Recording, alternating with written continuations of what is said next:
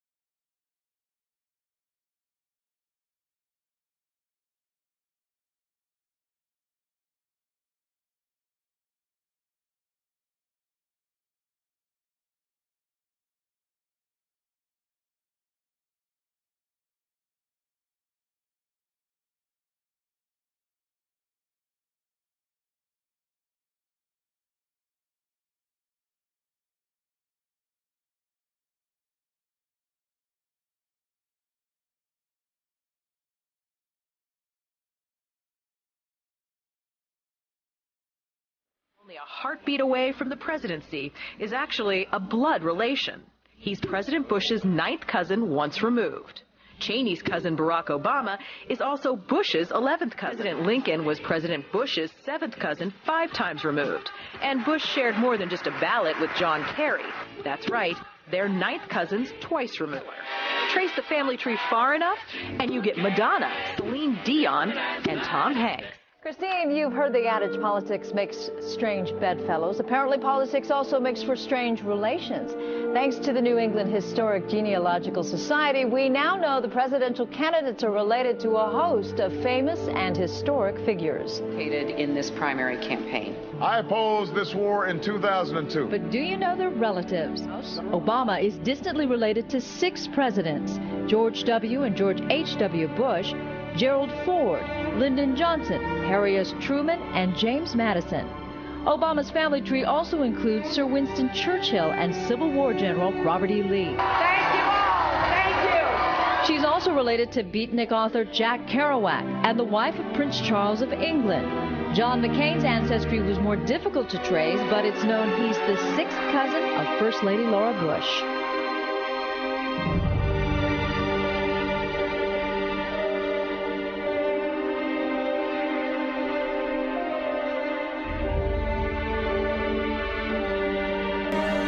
Dark Lord Sauron forged in secret a master ring to control all others, and into this ring he poured his cruelty, his malice, and his will to dominate all life.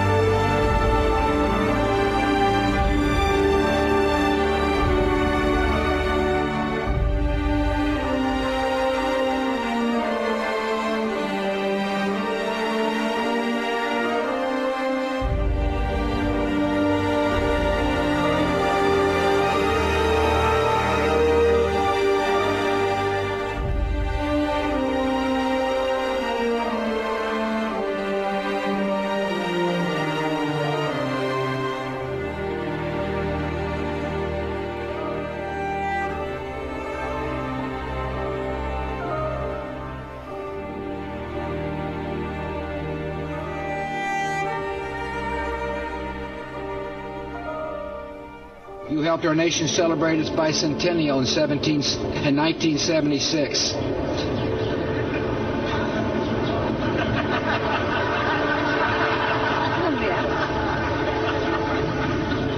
She gave me a look that only a mother could give a child.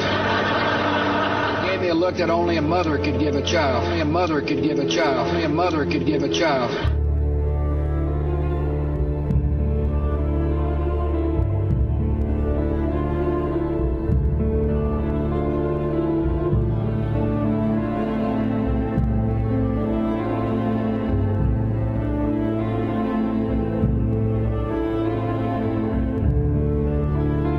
She gave me a look that only a mother could give a child.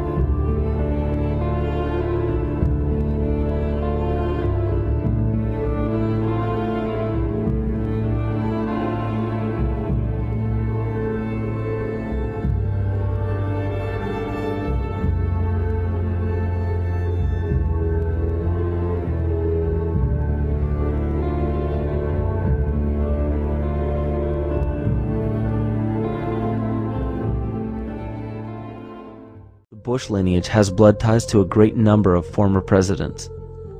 George Washington, Millard Fillmore, Franklin Pierce, Abraham Lincoln, Ulysses Grant, Rutherford Hayes, James Garfield, Grover Cleveland, Teddy Roosevelt, William Taft, Calvin Coolidge, Herbert Hoover, Franklin Roosevelt, Richard Nixon, and Gerald Ford.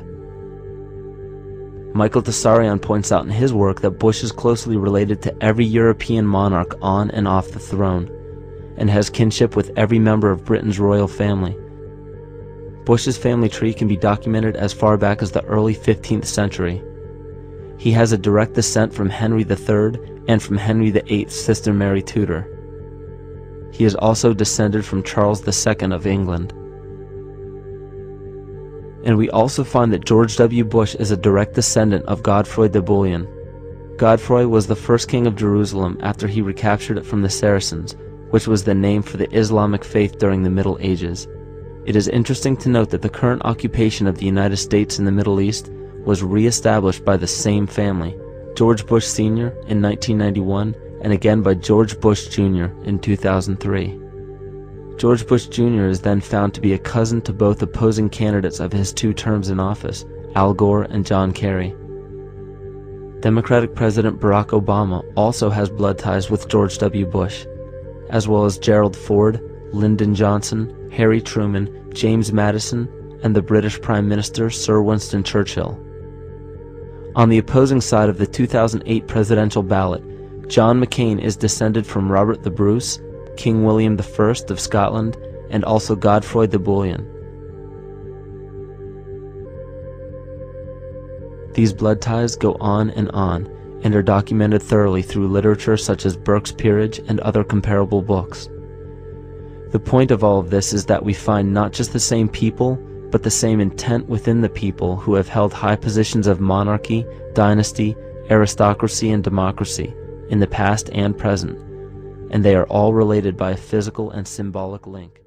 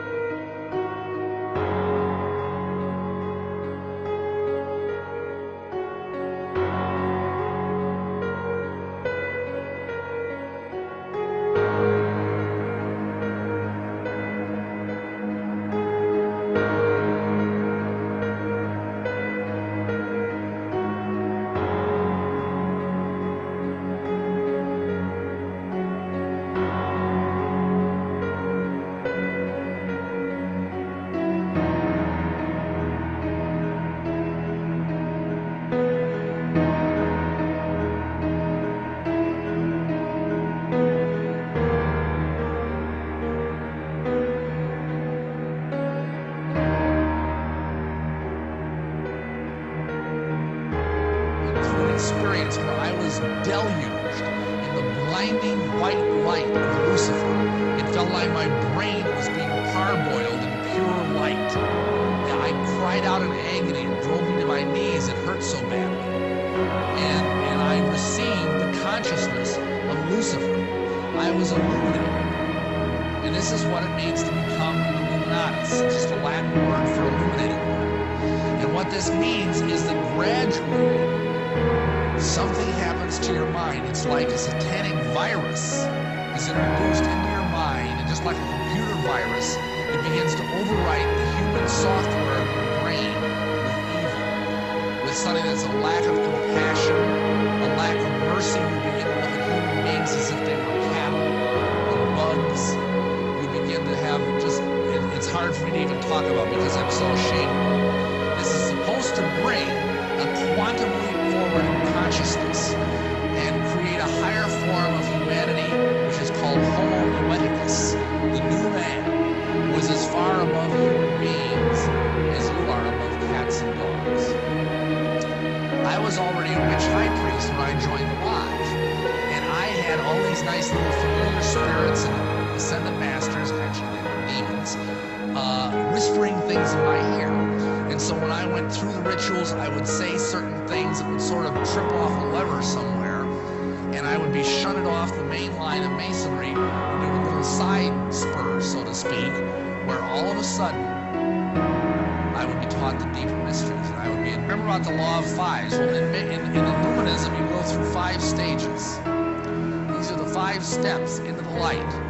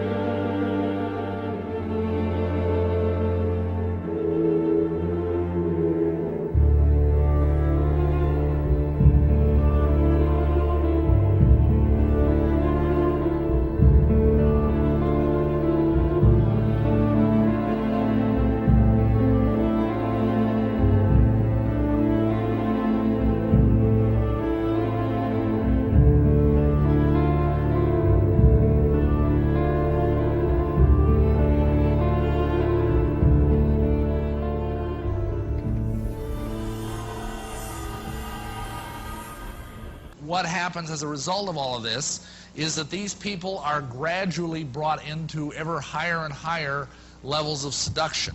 They are prepared emotionally and psychologically to receive the inner teaching. They are taught forms of meditation and mind control, beginning with the spiritual exercises of the Jesuits. Внутри Организации Объединенных Наций есть зародыш и семя большой международной, медитирующей, думающей группы думающих мужчин и женщин, хорошо проинформированных, в руках которых находится судьба человечества. Вау! Они в большей мере находятся под контролем учеников четвертого луча. Если можно себе представить, то окончательной точкой их медитации является подсознательный или буддийский план, на котором основывается вся иерархическая деятельность сегодня. Это настолько оккультно, насколько только возможно. Что она говорит? Она говорит, что в самом ядре Организации Объединенных Наций контролируется людьми, которые являются чрезвычайно оккультными. Они находятся под контролем Люцифера. Это демоническая организация. Вот что она говорит. Это ее слова, это не мои слова. Я всего лишь читаю, вот почему это так забавно.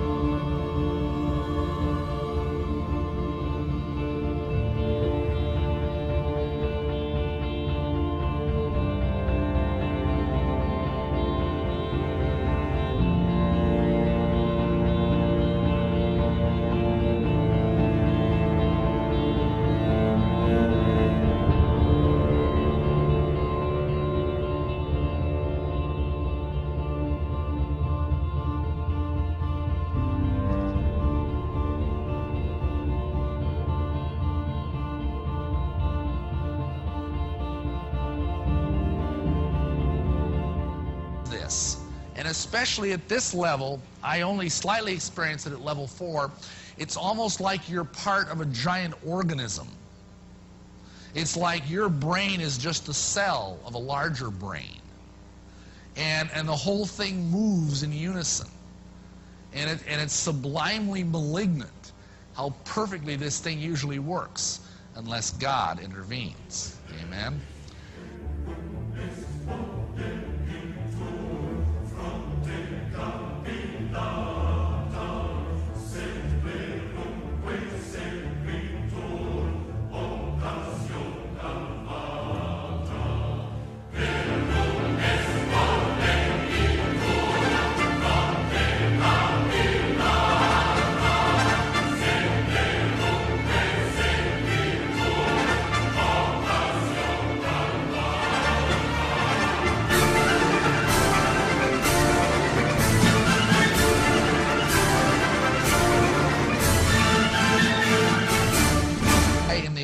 Is called the Ajna Chakra. It's an energy center here, and if it's opened up, supposedly it gives you psychic powers. It gives you the ability to see auras. It gives you the ability to astrally project, to see the future, things like this. Of course, this is all demonic.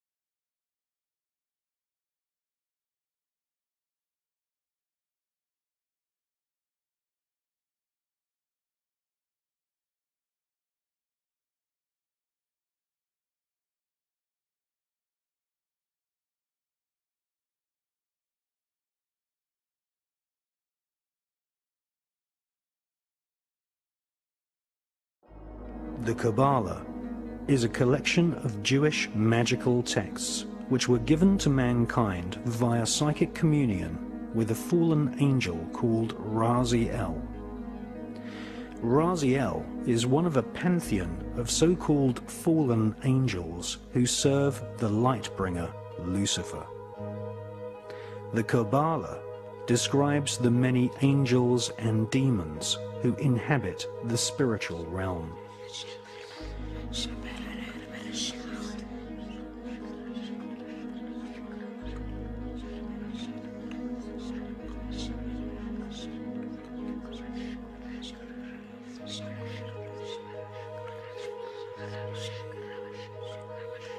The Kabbalah gives Kabbalists a roadmap called the Tree of Life, which explains how to invoke and communicate with these powerful spirits. The magical information in the Kabbalah originates from Babylon and ancient Egypt at the time of the pharaohs, but did not reach Europe in printed form until the 11th and 12th centuries.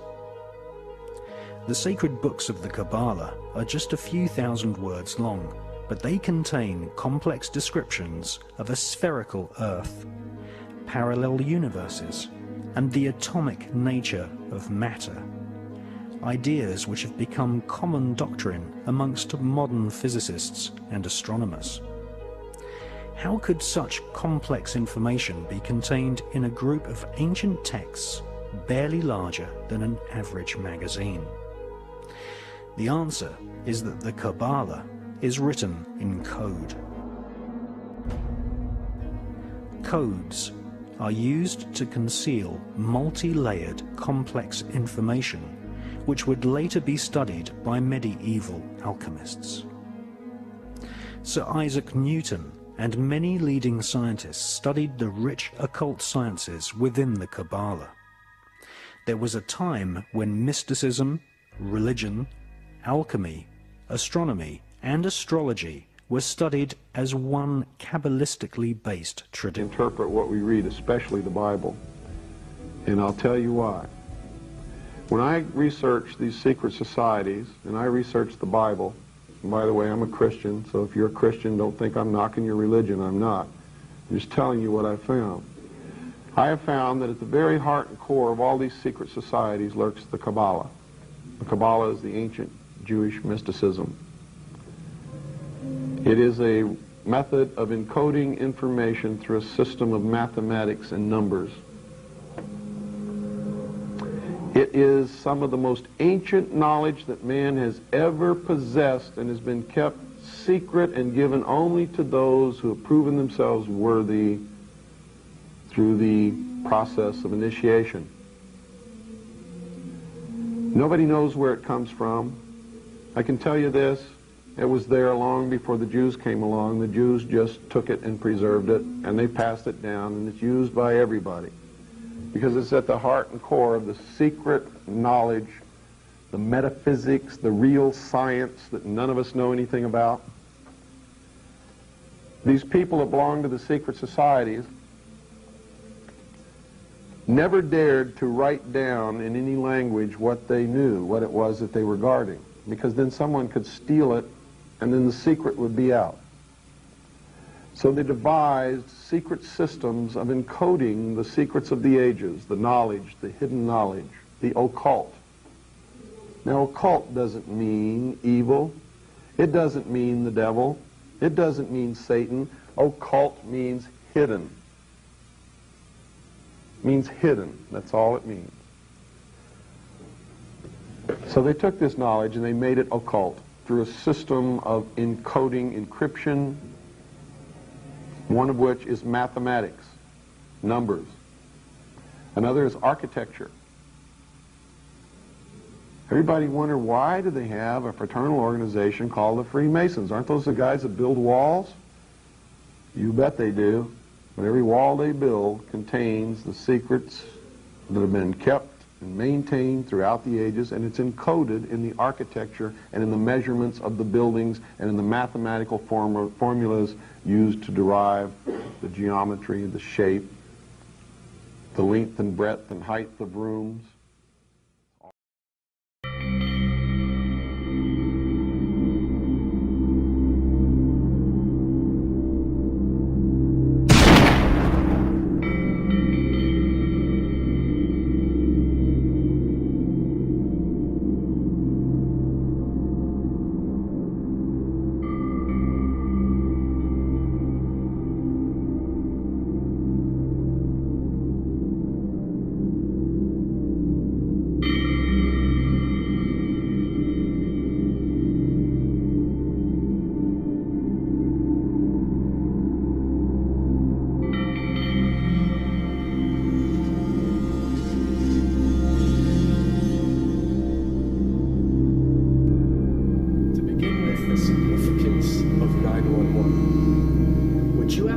And what we are trying to explain is that when dealing with extra dimensions, or when dealing with beings from extra dimensions like Jinn, for example, or when dealing with the Illuminati, or the elite, or people that follow a certain type of esoteric agendas, although me and you communicate through words and letters, they have chosen a different type of language. And this is a cross-boundary type of language. This is a language that goes across the boundaries, understood by all. And this is the language of numbers and shapes. And this is why whenever you do research about these groups, you'll find out that they practice something called sacred numerology and sacred geometry.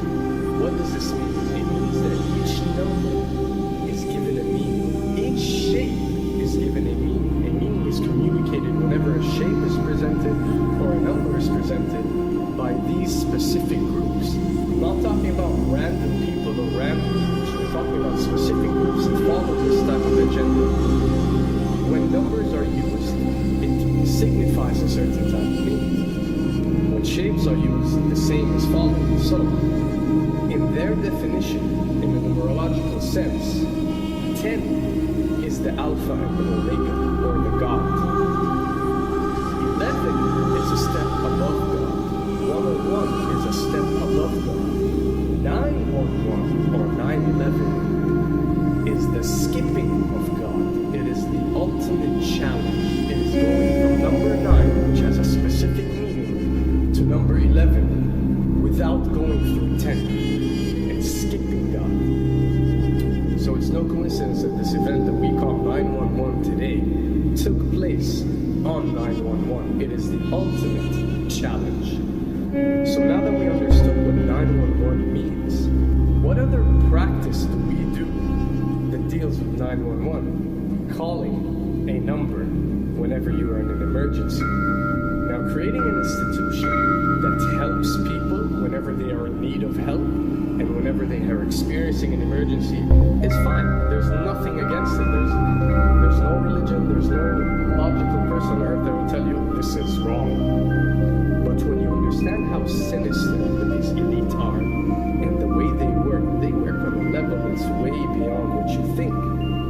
So the fact that when you're experiencing an emergency or when you are in need of help, you have to pick up the phone and dial 911, which is the ultimate numerological definition of skipping God, then you'll understand how these people work.